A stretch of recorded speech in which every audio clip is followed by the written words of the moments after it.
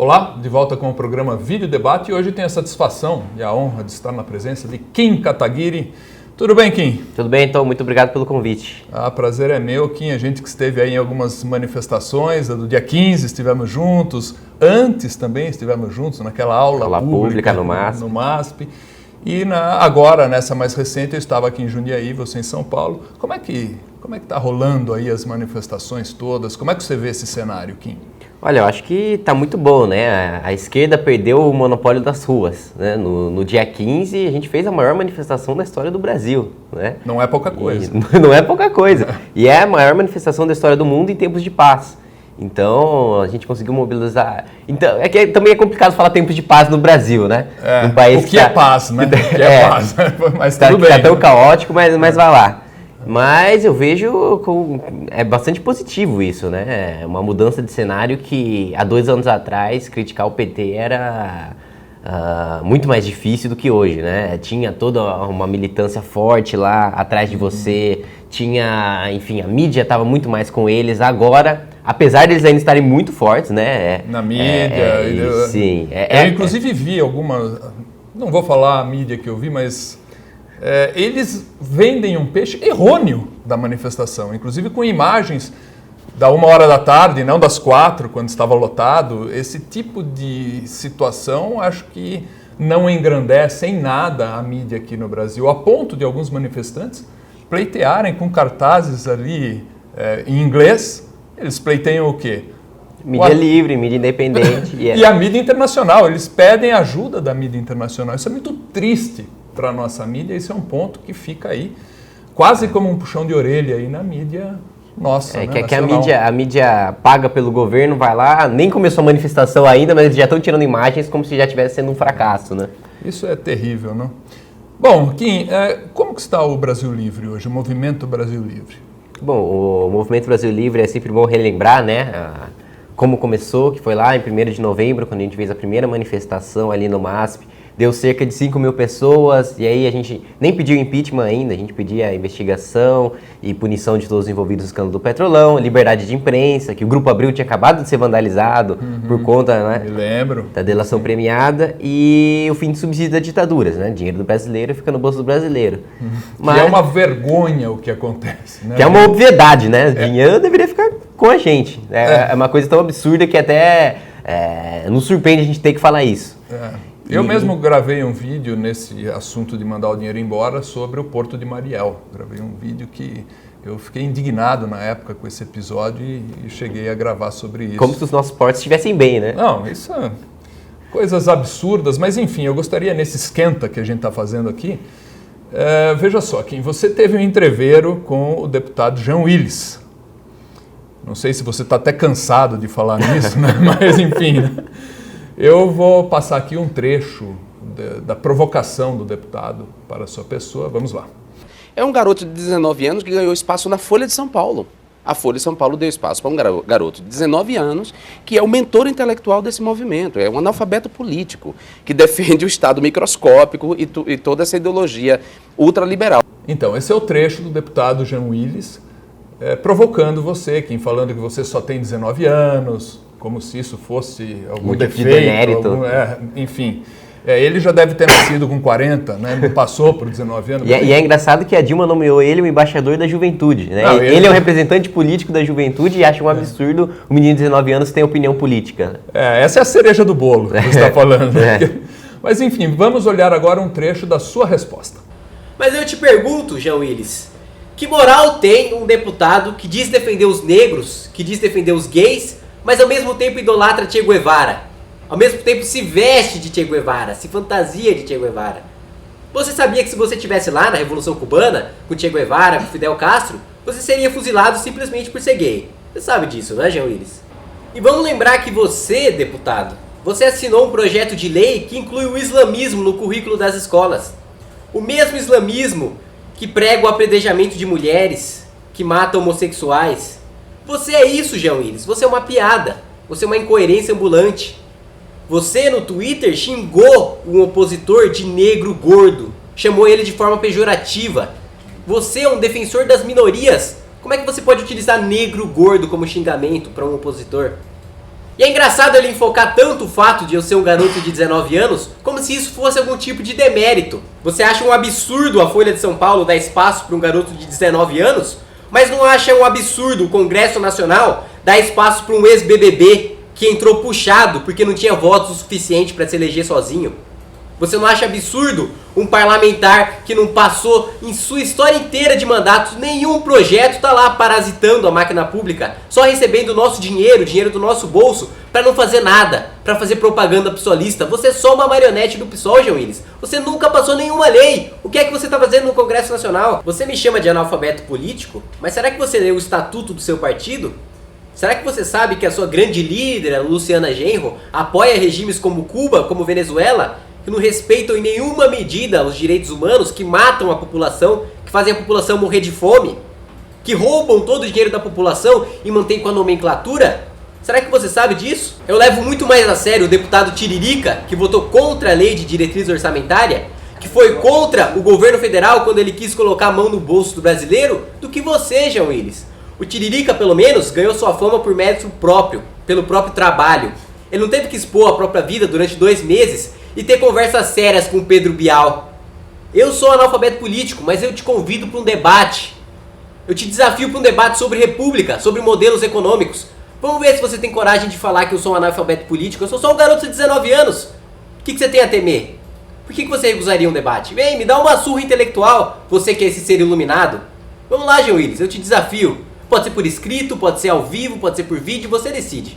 Então tá, Kim, você respondeu isso para o Jean Willis e o que você tem a comentar agora? Faço uma pergunta provocativa. O Jean Willis teve testosterona suficiente para aceitar o debate contigo ou não? Como é que não está teve, isso? né? Não teve. É característica não só do Jean Willis, mas como da esquerda brasileira no geral, né? Eles estavam acostumados há muitos anos a bater muito, inclusive, bater forte sem ninguém revidar e de uma forma desproporcional, porque, querendo ou não, o Jean Willis é um cara que tem imunidade parlamentar, é um deputado e tá batendo num cidadão comum, né? Ele não tá criticando a minha ideologia, ele tava me criticando a minha pessoa, a minha idade, me chamando de analfabeto político, enfim, ele não tava criticando minhas ideias, né? Ele tava atacando um cidadão comum. Isso. E aí, quando a gente revida, eles não sabem o que fazer, porque eles não estão acostumados com que a gente lute de volta, que a gente responda. E aí, agora, deve estar lá debaixo da cama. Ele fez um papel assim que não honra a figura de um deputado. Essa é a questão. Ele deveria honrar, porque está recebendo do nosso dinheiro. Né? Um deputado federal custa 160 mil reais por mês. 160 mil reais. É liquidação, então? É isso, né? Eu fico muito chateado com esse tipo de coisa e tenho aqui um certo prazer em ofertar esse espaço para você, Kim, para realmente vir a público e falar sobre isso. Né? Hoje, quem está recebendo do nosso dinheiro está numa espécie de processo kafkaniano. Ele recebe para nos atacar, para aumentar impostos, para, enfim, agredir o cidadão Trabalha para nos atrapalhar, né? E recebem por isso do nosso dinheiro. Um processo muito triste aí, muito preocupante que ocorre no Brasil. Bom, esquenta feito, queria passar aí a palavra para você sobre as bandeiras do Movimento Brasil Livre. Começaria com o tamanho do Estado, Kim. Como é que você vê o tamanho do Estado brasileiro? Tá bom? Tá muito pequeno para você? Precisa aumentar um pouco? Como é que é? Tá gigantesco, né? Ele age em praticamente todas as esferas da sociedade. Ele tá lá para dizer se seu filho tem que assistir propaganda ou não. Tá lá para dizer o que seu filho tem que estudar, para dizer o que você pode falar, o que você não pode falar, o quanto você tem que pagar pro governo. Teve aumento de impostos no chocolate, porque o estudo da USP diz que diminui a obesidade você aumentar o imposto no chocolate. Então, usam as justificativas mais estapafúrdias para aumentar o poder do governo, para aumentar o poder dos políticos, né? Então, a ideia do Movimento Brasil Livre é justamente mais dinheiro no bolso do povo, mais dinheiro no bolso do cidadão e mais poder também na mão do cidadão. Que hoje está tudo muito centralizado, principalmente no partido político, que é o Partido dos Trabalhadores, querendo ou não, é um partido que sai, inclusive, da esfera política, da esfera institucional e vai para a ilegalidade, né? É um partido que não respeita as próprias instituições, né? A gente sempre lembra que os escândalos de corrupção do Partido dos Trabalhadores não foram simplesmente roubos de dinheiro, né? Foram uso de dinheiro público para perpetuação do poder, é corrupção como método de governo. Então, a nossa ideia é justamente diminuir ao máximo o poder do governo, o poder do Estado e dar mais poder para as pessoas. Inclusive, tem um livro que você já leu, sei que você leu, que é A Revolta de Atlas, da Ayn Rand. E nós temos... O Atlas está revoltado hoje? Como você vê? O Atlas está querendo tirar o Brasil das costas, né? Porque quem carrega o Brasil é quem trabalha, é quem paga imposto, enfim. E a gente está cansado já do peso dos políticos, do peso do governo nas nossas costas. Você sabe, quem tem inclusive uma passagem nessa obra Revolta de Atlas, no volume 2, né? Tem Sim. 3 volumes, no segundo volume tem uma passagem lá, onde o cidadão do governo diz lá para o empresário que o que ele quer é justamente que o empresário saia da lei. Ele quer fazer tantas leis a ponto delas serem... Impossível de serem cumpridas. Exatamente. Esse é o ponto. Eles querem gerar marginais. Eles não querem criar cidadãos decentes. Então, tem tanta lei que o cidadão não consegue cumprir a lei. É aquela história, né? Para os amigos tudo, para os inimigos a lei. É bem esse dito aí que é totalmente antiético, inclusive. E tem um ponto que eu sempre citei já em algumas palestras, inclusive, que fui convidado por vocês, né, a palestrar lá em Vinhedo, ou Valinhos, se eu não me engano. Foi Valinhos aquela primeira palestra. Né? E eu citei o exemplo da tomada. Nem a tomada da nossa casa a gente pode escolher. O governo dá palpite até na simples tomada, no interruptor. Quer dizer, e proíbe, inclusive, os adaptadores disso. Quer dizer, coisas pequenas onde o governo, obviamente, não deveria se intrometer. Esse é o ponto-chave. Eles se metem em tudo. Eles se metem na nossa vida e não abre espaço para o individual, o personalíssimo, o meritório, enfim, a jurisdição do indivíduo. E se você reclama disso, você ainda é um golpista, é um cara da elite. É terrível isso, né? Agora vamos falar das separações dos poderes. Essa é uma bandeira de vocês? É uma bandeira, é uma das principais, inclusive, né? Mas Kim, não estou entendendo nada. Na verdade estou, mas gostaria de te provocar. Nós não temos já separação de poderes no Brasil?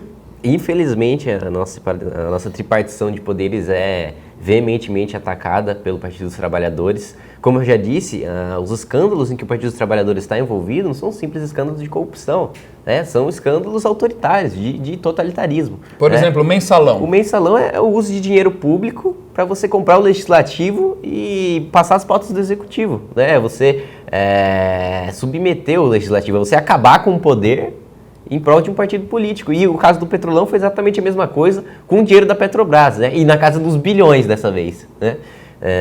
Então, não é simplesmente como a corrupção, por exemplo, do PMDB, que eles usam a corrupção como um fim. Eu vou lá, pego o dinheiro e coloco no meu bolso. O PT não, o PT vai lá, usa o seu dinheiro para roubar a sua liberdade, para atacar a República, os seus direitos, as instituições políticas e desrespeitar completamente a tripartição de poderes, que é o que constitui a República.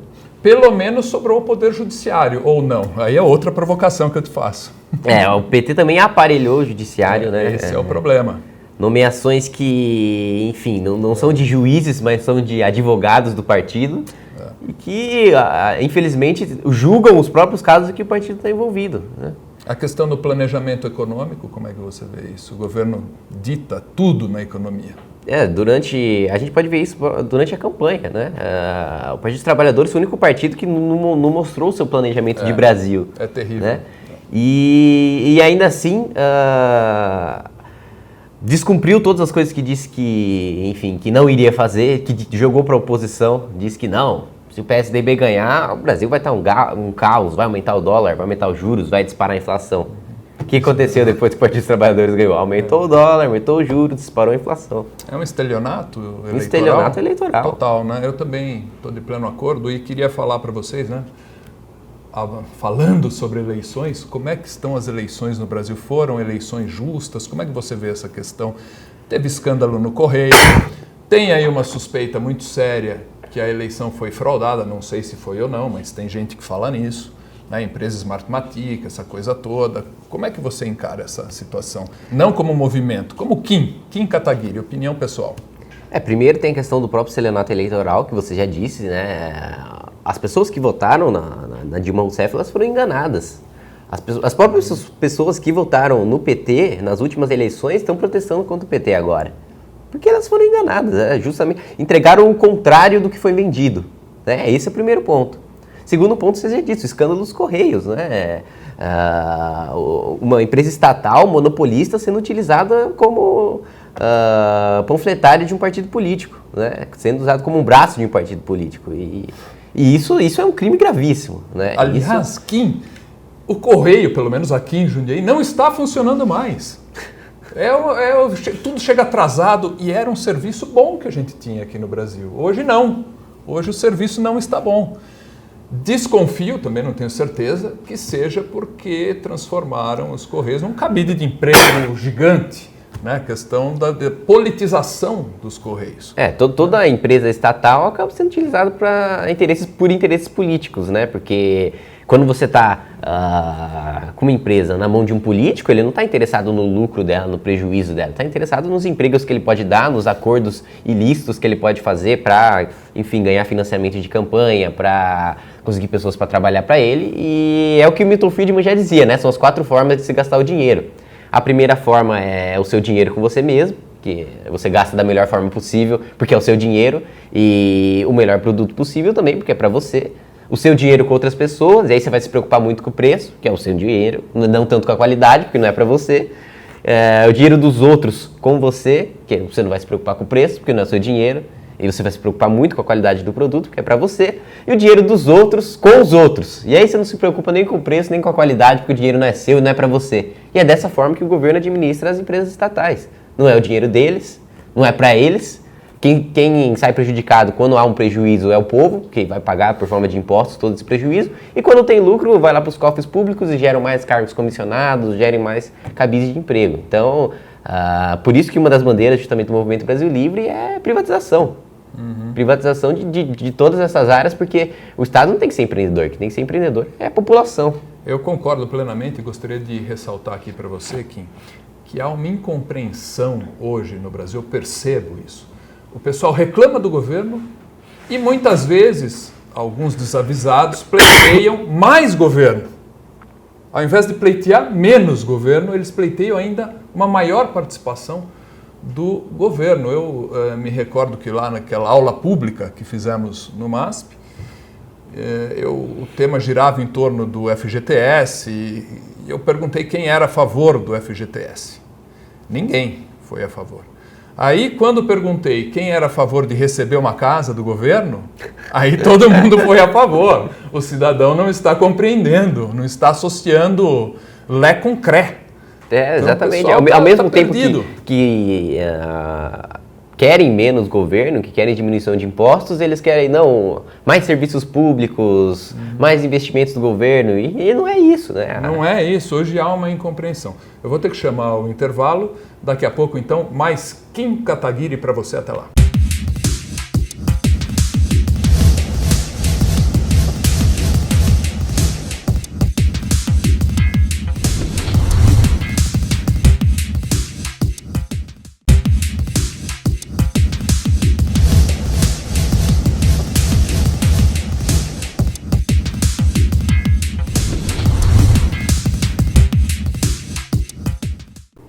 De volta com o programa Vídeo Debate. Neste segundo bloco, você está na presença de Kim Kataguiri. Meu caro Kim, responda para mim, Kim.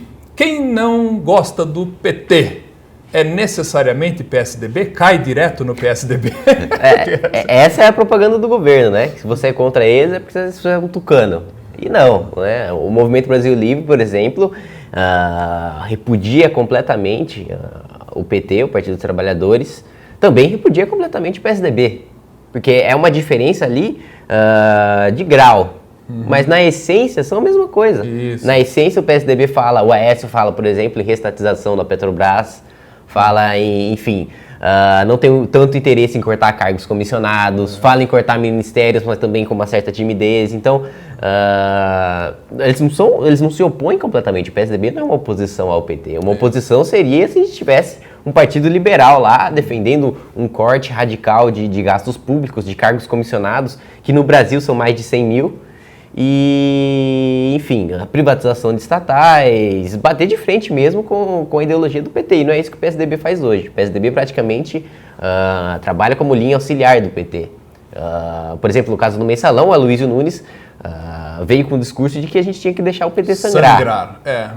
E aí, triste, viu? Veio o Lula, fez o pacote anticorrupção do Lula. O que aconteceu depois do pacote anticorrupção do Lula? Petrolão. E aí vai lá o PSDB, o que ele diz? Vamos deixar o PT sangrar de novo. Quem está sangrando sou eu. Exatamente, exatamente. Não é o Lula. Por que o PSDB tem esse discurso de deixar o PT sangrar? Porque o dinheiro deles está lá todo mês, né? Do nosso bolso, dos nossos impostos. Agora a gente, que não tem nada fixo, que tem que trabalhar, que está suscetível a todas as besteiras que o PT faz na economia, a gente não aguenta, né? E é por isso que a gente pede a saída da presidente Dilma Rousseff, porque não dá mais para aguentar. Como você disse, quem sangra é a gente. Isso aí, essa dualidade petista, eu acho uma das piores coisas que existe enquanto filosofia política. Então eles jogam negros contra brancos, é a classe oprimida contra os malvados capitalistas, essa coisa do pobre contra rico. Não dá para aguentar isso aí. Da elite branca, né? Elite branca, isso aí. Pois é engraçado porque 87% da população não aprova o governo Dilma e 63% apoia, inclusive, o impeachment da presidente Dilma Rousseff. Como é que 87% da população é elite? Se 87% da população fosse elite, a gente não tinha motivo para estar protestando, né? A gente era o país mais rico do mundo, 87% de elite. Olha, vamos falando em PT, o que você achou aí da indicação da Dilma para o Supremo Tribunal Federal, o Fachin? A gente falou, né, da tripartição de poderes, isso é tripartição? Pois é. Tá lá, Toffoli, Lewandowski, agora o Fachin, né, ex-advogado do PT, ou até, de repente, atual advogado do PT, vai saber. Não deixou né, ainda de ser. Não sabemos. O outro do MST, isso e aquilo, quer dizer, tá uma coisa triste ali. Completo desrespeito à República, né? A tripartição de poderes. Além de utilizar o nosso dinheiro para comprar o legislativo, eles utilizam o poder deles para aparelhar o judiciário. Com caras que entregariam panfletos do PT na rua se mandassem.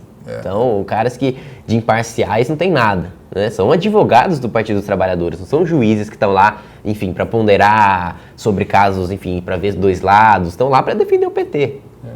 Será que o Vacari fez tudo sozinho? Que não teve orientação de ninguém lá? Só ele tem que ir pra cadeia? Aquele discurso do PT de que eles nunca sabem de nada, né? O Lula não sabia de nada, Dilma não sabia de nada. Pô, Tom, eu tenho certeza que você, não sei, quando some em 5 centavos da sua carteira, você deve perceber. Eu percebo. Eu percebo. Acho que todo mundo percebe. Agora, se sumisse em bilhões de uma empresa que você é o responsável, não tem como não perceber, né? A desculpa é estapafúrdia. Todo mundo sabe que a Dilma e o Lula, todos sabem dos escândalos de corrupção. Todos são articuladores, porque para estar numa posição em que eles estavam, não tem como ser inocente, né? E é justamente nisso, uma das bases do impeachment é que, ainda que eles não estejam envolvidos ativamente, o que a gente sabe que está, todo mundo sabe, só o fato de eles estar numa posição tão elevada torna eles responsáveis. Claro. Né? Porque ou eles foram incompetentes ou eles foram corruptos. E os dois casos são motivos para tirá-los do poder. Eu colocaria uma terceira via nessa situação. Eles podem ter sido incompetentes e corruptos também. Tem essa terceira hipótese aí que a gente coloca aqui, né? Só por amor à hipótese. Kim, liberalismo, tem partido liberal no Brasil ou só no nome? Por exemplo, PSDB é partido liberal, como o PT fala? Não é nada liberal. O PSDB é um partido que ele tem vergonha das reformas que ele fez durante o governo Itamar, o governo Fernando Henrique. Eles não defendem o tripé macroeconômico que eles fizeram, que foi justamente o que possibilitou o crescimento do país durante o governo Lula. E aí o próprio Lula admitiu que ele surfou na onda do PSDB. Mas é algo que o PSDB tem vergonha de falar. Ele tem vergonha de falar que da estabilidade econômica, tem vergonha de falar das privatizações, dizem que privatizaram a contragosto porque o país estava numa situação de caos, mas se tivesse normalizado não privatizariam. Então, não são de nenhuma maneira liberais, eles inclusive têm vergonha de defender o grande público liberal que vota neles por falta de opção, e é um absurdo dizer que eles estão por trás da gente, como a esquerda, né, o PT quer colar, porque eles não representam em nenhum nível as nossas ideias. E nenhum partido hoje defende os ideais liberais. Então é impossível que a gente tenha alguma vinculação com o partido, porque nessas nossas ações a gente pode bater em qualquer partido. Todo partido hoje brasileiro é suscetível a críticas do Movimento Brasil Livre, porque não defende políticas liberais. Tem aquele viés que nós sabemos. Kim, vou contar uma história aqui para você, olhando para essa câmera aqui. O negócio é o seguinte, eu que sou mais tiozão comparado com você, eu vivenciei uma época onde telefone era muito caro e você não tinha o produto, além de não ter o produto, demorava. Tinha que declarar. Era um inferno. De repente privatizou e hoje a gente tem mais linhas telefônicas que pessoas. Né? Então uma coisa curiosa. E ainda assim dizem que a privatização não é boa coisa. Esse é um ponto histórico, um dado. Tem também aquele argumento do setor estratégico, né? De que não, os setores estratégicos têm que ficar na mão do governo. Quer setor mais estratégico do que a alimentação, por exemplo? Todo mundo precisa comer. Né? E ainda bem que não está na mão do governo. Exatamente. As empresas são privadas e aí a gente tem alimento, enfim, acessível para todo mundo, a todos os preços, a todos os gostos. E completamente não tem, o governo não tem nenhum controle e as pessoas não vivem sem comer. Se tem um setor estratégico, é a alimentação. Bem falado, eu não tinha pensado sobre essa perspectiva, mas é interessante. E a gasolina, por sua vez? A gente vê, né? Tá na mão do governo e o que aconteceu? Diminui o preço mundialmente e aqui no Brasil aumenta. Não dá para acreditar. Uma vez eu estava em Washington e peguei um táxi. E o taxista falou para mim, perguntou sobre gasolina no Brasil e tal.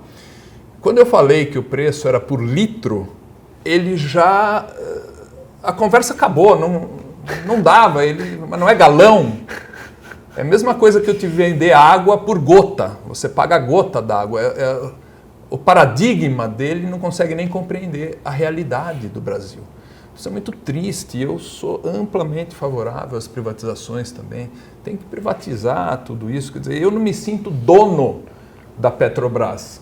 Quando eu vou no posto de gasolina, você tem que pagar e pagar caro. Eu tenho que pagar mais caro. O petróleo não é nosso, o petróleo é deles. E eu pago mais caro do que eu pago a gasolina nos Estados Unidos.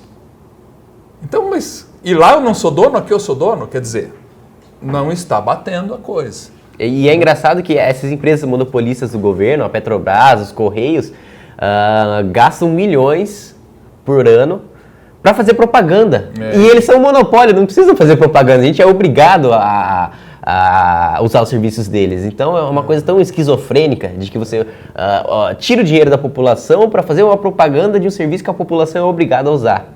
E patrocinam também revistas. E isso aí é um negócio também que a gente deve falar. Aliás, voltando um pouco no assunto imprensa livre, você não acha que está na hora de acabar com o sistema de concessão no Brasil? Essa concessão, quer dizer, a imprensa rádio televisiva tem que toda hora pedir a bênção para o monarca, que a gente chama de presidente, se pode ou não continuar. Claro, isso escraviza a imprensa. Obviamente, você tem que desregulamentar a imprensa, você tem que acabar com o sistema de concessão, porque hoje programas que defendem o governo e não têm audiência, tá lá, você vai lá ver o Ibope tem um traço, recebem milhões e veículos que têm uma audiência gigantesca, mas que são críticos ao governo, não recebem nada. E isso é completamente desproporcional, é completamente fora da proposta original, de que seria uma imprensa livre, uma imprensa que está lá para noticiar, para criticar o governo quando necessário, e isso praticamente acabou, né? Porque a imprensa, querendo ou não, está nas mãos do governo, né? É muito difícil você criar um meio de comunicação opositor, porque você vai ser boicotado. Você não só não vai receber apoio do governo, como você vai ser boicotado. E querem ainda manipular a internet agora, né? Coisa... Bom, e aí eu ia falar também da Lei Rouanet. O que você acha disso? O governo pagar para os artistas... É controlar, né? Controlar. Sim, é um dinheiro que sai do governo E vai para artistas que estão de acordo com a cartilha ideológica deles. Estão lá para defender o governo, estão lá para influenciar, inclusive, um campo que o Movimento Brasil Livre atua muito, que é na juventude. Nessa questão da Lei Rouanet, é o governo utilizando dinheiro para pegar artistas e usar esses artistas para pegar a juventude para eles. E é por isso que hoje nas universidades, nas escolas, isso você conhece bem, tem esse monopólio da esquerda da juventude, né? Ou o jovem hoje ou não se interessa por política, ou ele é de esquerda, ele está recebendo dinheiro de um partido de esquerda, ele está lá concorrendo no DCE, ganhando dinheiro de PCO, de PSOL, de PSTU, e não é isso que a gente quer. A gente quer acabar, a gente quer mostrar que há jovens também defendendo o liberalismo, defendendo o livre mercado, que o liberal ele não pede ditadura militar, como querem colar na gente. Inclusive, na primeira manifestação que a gente fez, a Folha, foi capa da Folha, era cerca de 1.000 pedem intervenção militar. E era uma minoria, eram duas, três pessoas que estavam pedindo intervenção militar. E é também bem engraçado. Isso é desonesto. Desonesto, vamos falar a palavra completamente correta. desonesto. Não é um trabalho de jornalismo, é um trabalho de propaganda partidária. E é engraçado que nas manifestações de esquerda, eles sempre vão lá e entrevistam os líderes. Nas nossas, eles escolhem lá exatamente o cara que está lá com cartaz que não tem nada a ver com a manifestação para caracterizar a manifestação inteira. Então, o controle da mídia é absurdo e o controle dos artistas também é algo que, enfim, quando você é um artista que também defende ideias liberais, você também não só não recebe dinheiro do governo, como o governo também coloca pressão na iniciativa privada para ela não financiar essas iniciativas, e isso tem que acabar. Olha, Kim, eu estive num curso de filosofia política na PUC São Paulo e fui lá fazer o curso, porque eu escutava dos meus amigos, alguns petistas inclusive, que isso tudo era intriga da oposição, que não existe doutrinação ideológica, isso é uma mentira, os professores são ótimos, imparciais, tal. E eu falei, ok, eu vou por mim mesmo, eu vou fazer o teste. E fui para São Paulo.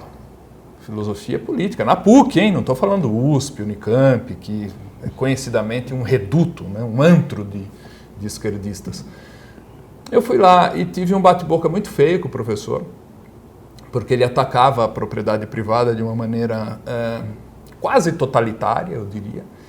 E aí, eu argumentando, ele cedeu. Ele falou, então tá bom, então você ganhou a discussão. Propriedade privada fica, é legal, mas herança é um pouco demais, você não acha não? Quer dizer, ele atacava... Você vê a confusão mental, né? Ele nem sabe o que é propriedade privada. A própria herança é propriedade privada. Mas é lógico. É você decidir o que você faz com o seu dinheiro. Se você quer deixar para os seus filhos, você deixa. Né? Tá nesse nível. Tá nesse nível. Eu vou falar um pouquinho mais dessa doutrinação, desse fanatismo ideológico após o intervalo.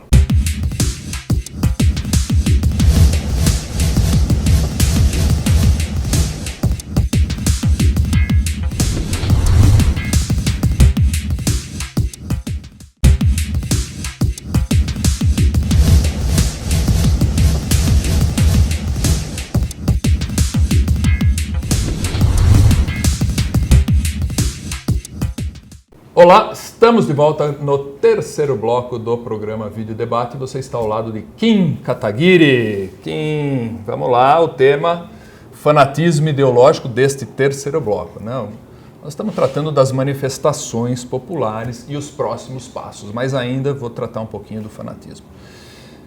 Bom, Kim, de onde vem esse fanatismo todo, hein? Vem das escolas? Você acha que existe realmente essa doutrinação ideológica nas escolas? Eu gostaria dos seus comentários. Vou exibir aqui uma imagem que caiu numa prova de um colégio, um grande colégio aqui da região, famoso colégio. Caiu na prova essa imagem aí, onde o dono da empresa, vocês estão vendo a imagem, o dono da empresa está lá sendo puxado, né, bebendo champanhe e tal, e sendo puxado por escravos, né, como se ele fosse um explorador daquele pessoal. Isso cai na prova.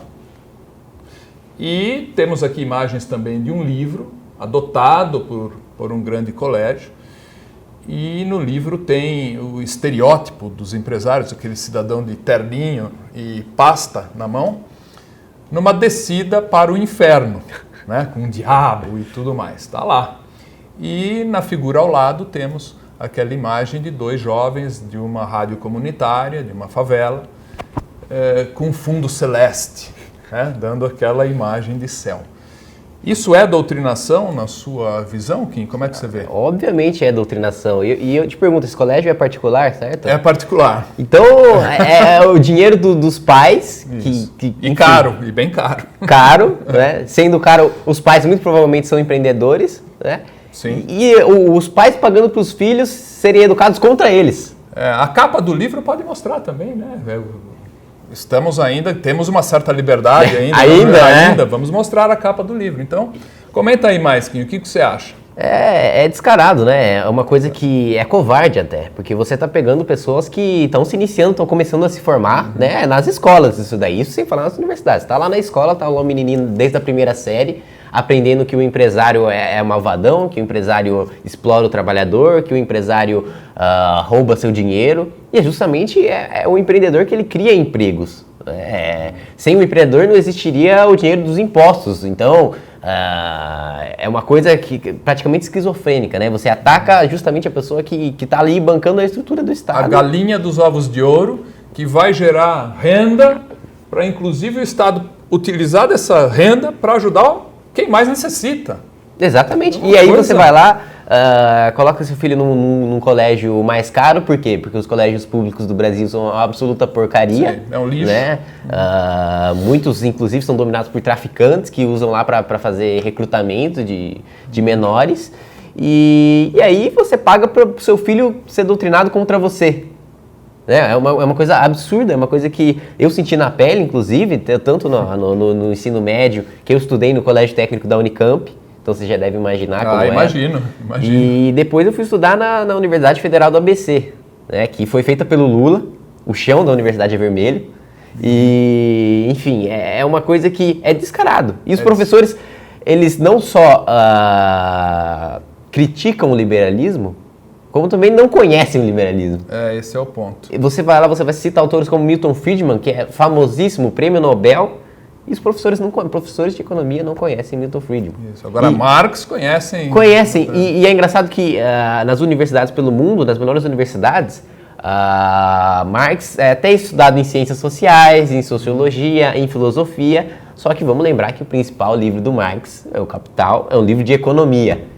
E economicamente falando, ele só é levado a sério no Brasil, né? Uma coisa que, enfim, já foi demonstrado, já foi refutado, já foi, enfim, a própria esquerda moderna admite que é uma coisa retrógrada, ultrapassada, mas aqui no Brasil a gente ainda tem. A gente ainda tem como uma referência importante como um dos maiores expoentes da economia. Você sabe que o que me incomoda bastante não é apenas essa apresentação de Marx como é apresentado, porque já tem a tendência na apresentação. Acho que tem que estudar Marx, apresentar Marx, né? Claro. Está aí para ser estudado. Agora, tem a tendência. E o que mais me incomoda é que depois não apresenta o outro lado. Né? Não apresentam Mises, Friedman, Hayek. Não existe isso.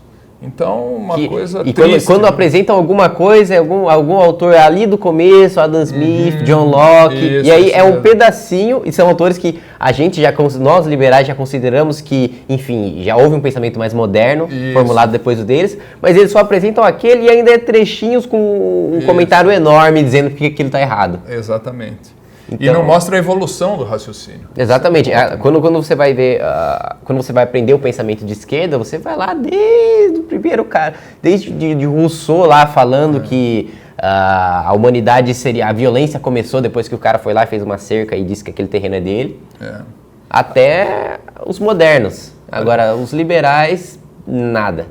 Aliás, sobre o Rousseau, tem uma entrevista muito interessante com o filósofo Luiz Felipe Pondé. Recomendo a todos que assistam essa entrevista. Ele falou muito bem de Rousseau, falando mal de Rousseau. Essa é a questão. E eu também estudei um site, Escola Sem Partido, que o cidadão também, como eu, ficou indignado com essa história de doutrinação ideológica, uma coisa que realmente está pegando, né? Quem não acredita nisso é só gente muito desinformada, quem realmente vive numa bolha e não sabe o que está acontecendo no Brasil. E é uma coisa de regimes totalitários, não é dada devida atenção a esse assunto.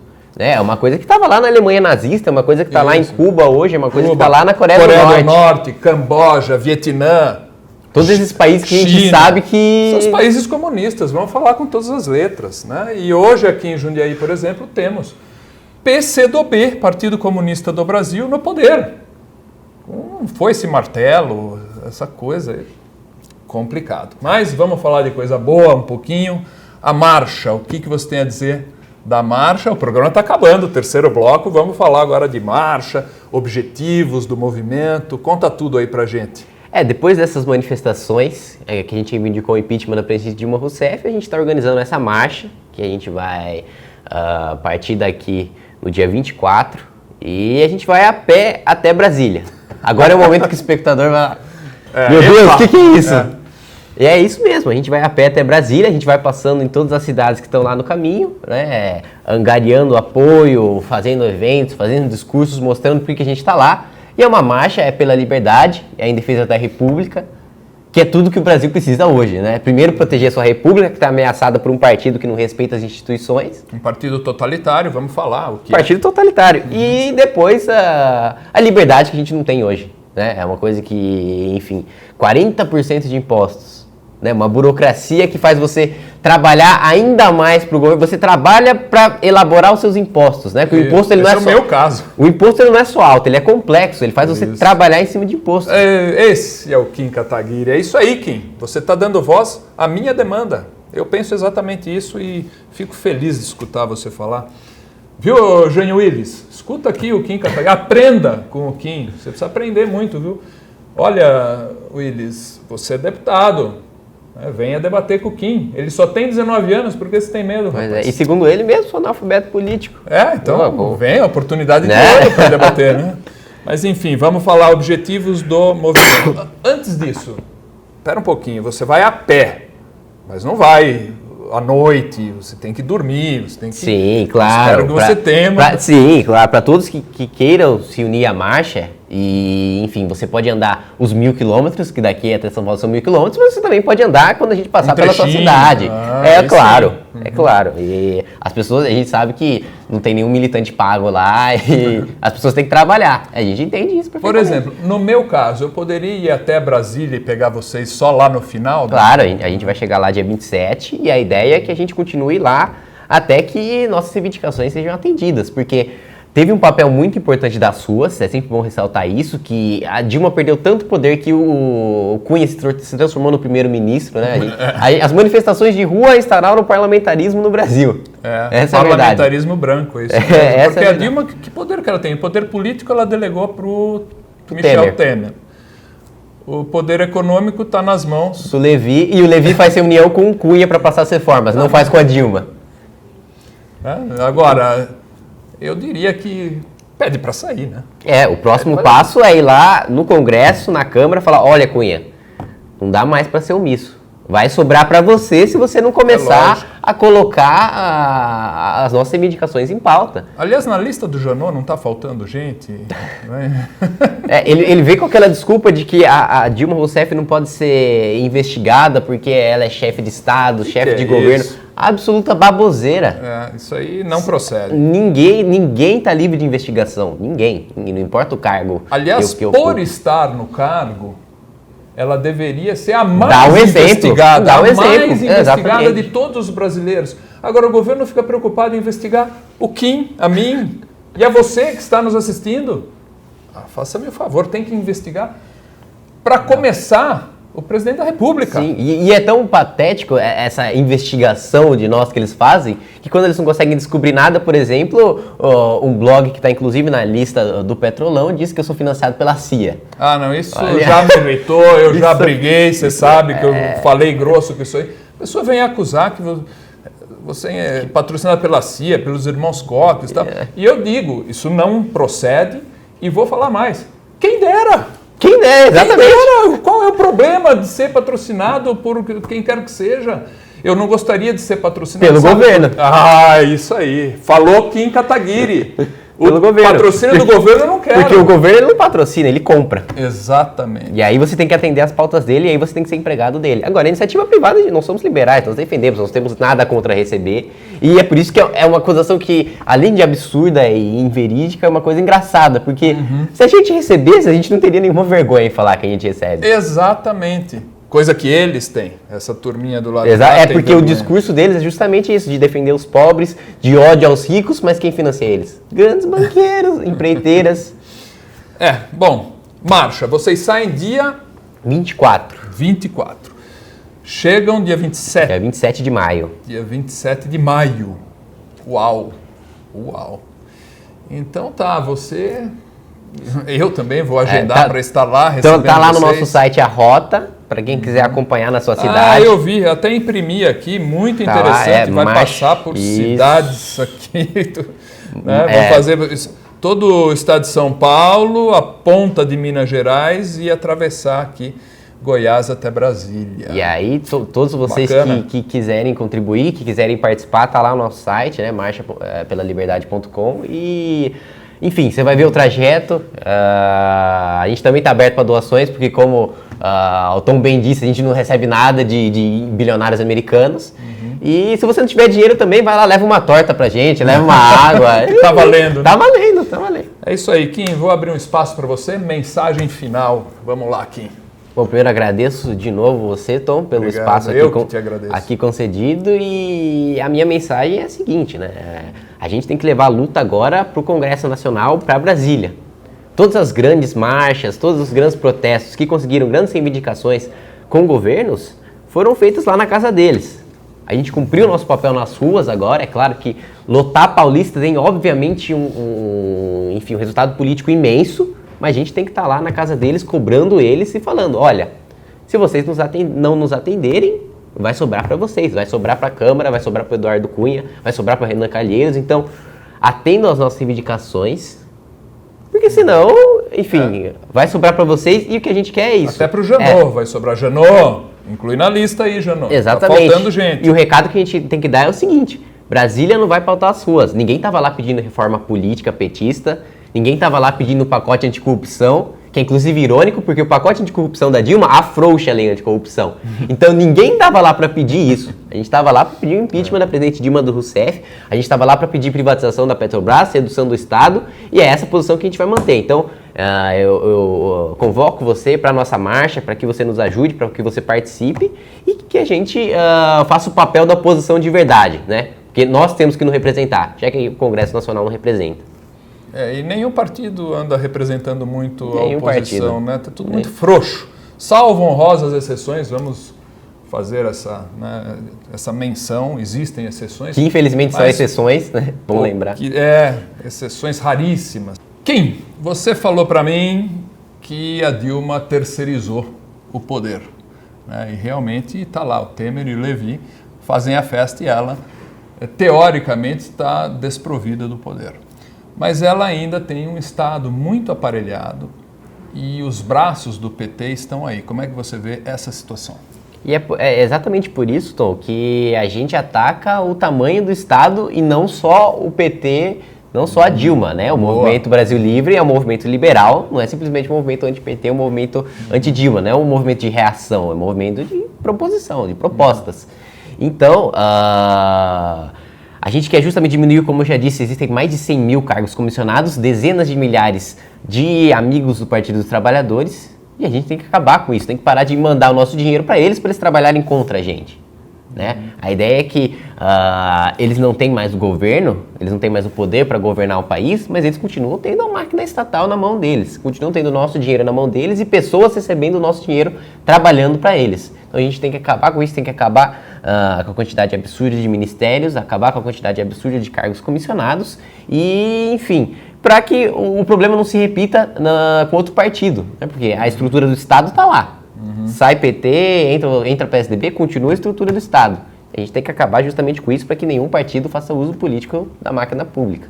Bem dito, Kim. É isso então. A você que nos acompanhou até esse momento, seguem nossos agradecimentos. Fui!